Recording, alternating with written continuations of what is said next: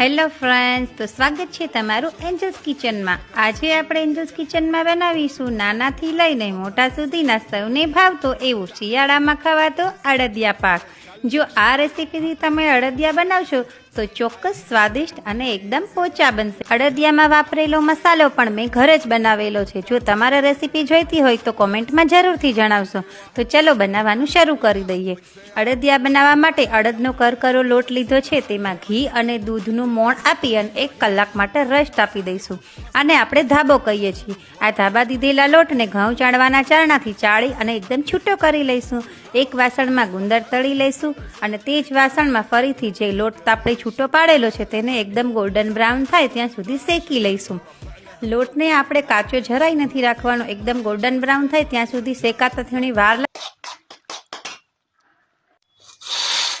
તળેલો ગુંદર લીધો છે, 200 ગ્રામ જેટલો કાજુ અને પિસ્તાની કતરણ લીધી છે, 200 ગ્રામ જેટલો બદામ અને પમ્પકિન સીડનો આવી રીતે પાવડર બનાવી લીધો છે એ લીધો છે।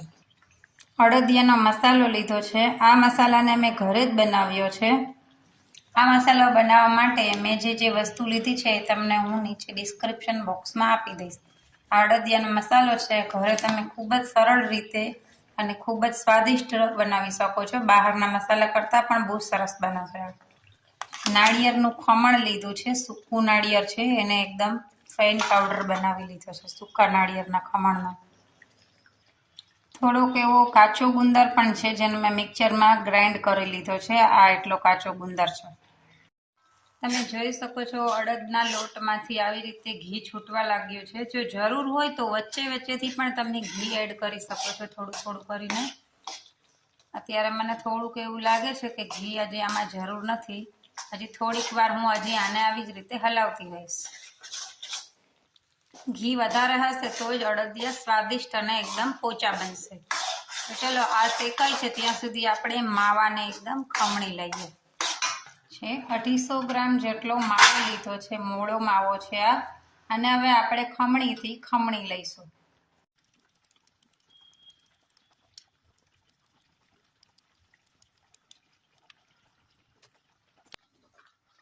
તો આ બધા માવાને હવે સરસ રીતે આપણે ખમણી લીધો છે। હવે આને આપણે ઘીમાં થોડી વાર માટે શેકી લઈશું। બીજા એક વાસણમાં આપણે ખાંડની ચાસણી તૈયાર કરીશું। એની માટે મેં એક મોટું વાસણ લઈ લીધું છે, તેમાં માપી અને 1 કિલો જેટલી ખાંડ લીધી છે। આ ખાંડને તે વાસણમાં નાખી અને તેમાં થોડું પાણી એડ કરી દઈશું આપણે। તે ખાંડમાં આપણે 1 ગ્લાસ જેટલું પાણી એડ કર્યું છે અને આ બીજો અડધો ગ્લાસ છે। ખાંડ ડૂબી ગઈ છે, હવે પાણી આપણે એડ નથી કરવાનું અને હવે ગેસ આપણે ચાલુ કરી અને એની એક તારની ચાસણી બનાવવાની છે આપણે। તો તમને નજીકથી દેખાડું છું લોટને, એકદમ ઉપર ઘી આવી ગયું છે બધું અને લોટનો કલર પણ એકદમ બ્રાઉન થઈ ગયો છે।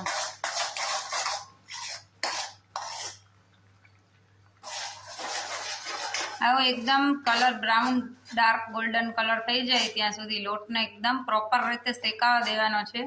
ઘી વધારે હશે તો જ લોટ પ્રોપર શેકાશે, ઓછા લોટમાં તમારો અડદિયો બહુ સારો નહીં બને। ઘી થોડું વધારે એડ કરજો। જે મેં માપમાં બતાવેલું છે એટલું જ ઘી એડ કરવાનું છે। 1 કિલો લોટ લો તો તમારે 1 કિલો ઘી એડ કરવાનું છે, એ પણ થોડું થોડું કરીને, એક સાથે એડ નથી કરી દેવાનું। આ બાજુ આપણી ચાસણી રેડી થઈ રહી છે, એમાં હજી તાર નથી બની રહ્યા, હજી તે ખાંડ પણ નથી ઓગળી। ચાલો તો આ ચાસણી રેડી થાય એટલે હું તમને આગળ બતાડું છું કેવી ચાસણી કરવાની છે આપણે।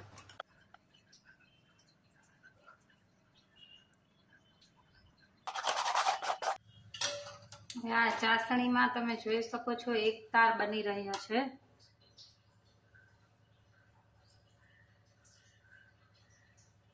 હવે આપણે ગેસ બંધ કરી દઈશું।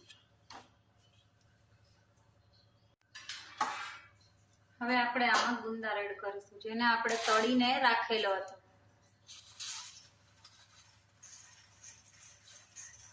થોડો ગુંદર આપણે ઉપર ગાર્નિશિંગ માટે રાખ્યો છે, આટલો આપણે આમાં એડ કરીશું।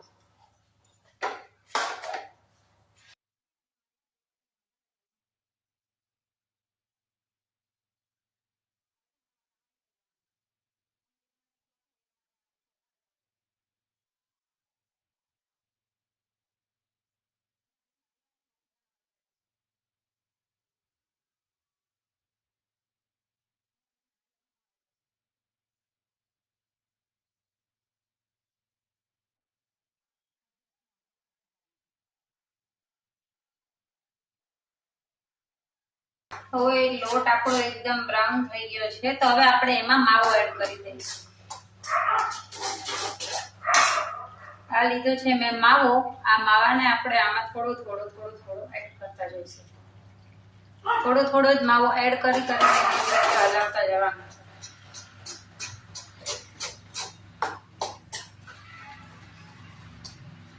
હલાવવાનું ચાલુ રાખવાનું છે, બાકી એમાં એકદમ ગાંઠા પડી જશે, એટલે એક ભાગ તેમાં હલાવી અને એ જ રીતે એડ કરતું જવાનું. આ માવો મેં મોડો માવો લીધો છે.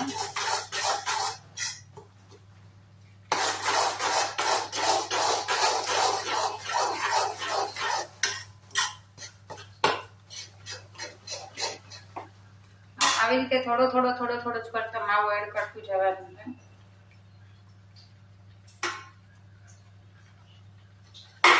પછી પાછું એને પ્રોપર રીતે હલાવવાનું.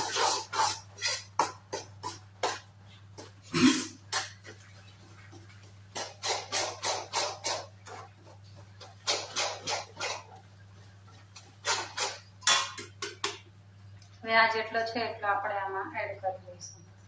આવી રીતે થોડો જ માવો એડ કર્યા બાદ અમે અડધી વાટકી જેટલું દૂધ એડ કરવાનું છે. ફક્ત અડધી જ વાટકી એડ કરેલું છે. તમે કોઈ પણ વાટકીનું માપ લઈ શકો છો, નાની વાટકીનું. અને આ દૂધને આમાં એકદમ પ્રોપર રીતે આપણે મિક્સ કરી દઈશું. ચાસણી તૈયાર કરી છે એ ચાસણી આપણે એમાં એડ કરી દઈશું. બધી ચાસણી આપણે અડદિયામાં એડ કરી દેવાની છે.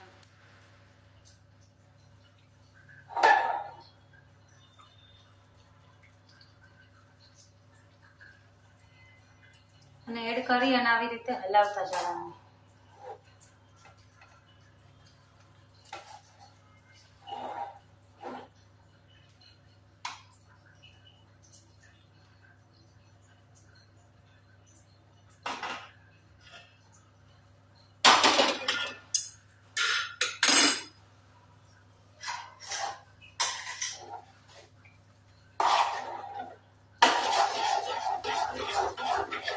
તમે જોઈ શકો છો કે એની સરસ સુગંધ આવી ગઈ છે આમાંથી.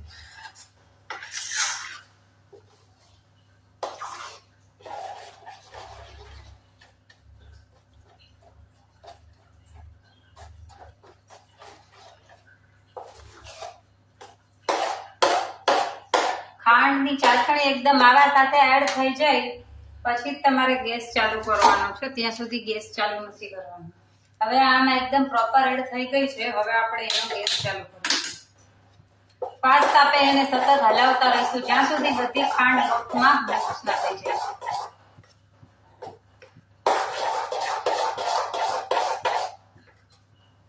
વિડીયો થોડોક લાંબો થાય છે, પણ આ બધી નાની બાબતો તમને જે સમજાવવાની છે મારે એ વિડીયોમાં હું લઉં છું. ક્યાંય કટ નથી કરી અમે, એટલે થોડોક વિડીયો લાંબો છે, પણ તમે આ રેસીપી ટ્રાય જરૂરથી કરશો. ને વિડીયો ગમે તો લાઈક ને કોમેન્ટ જરૂરથી કરજો.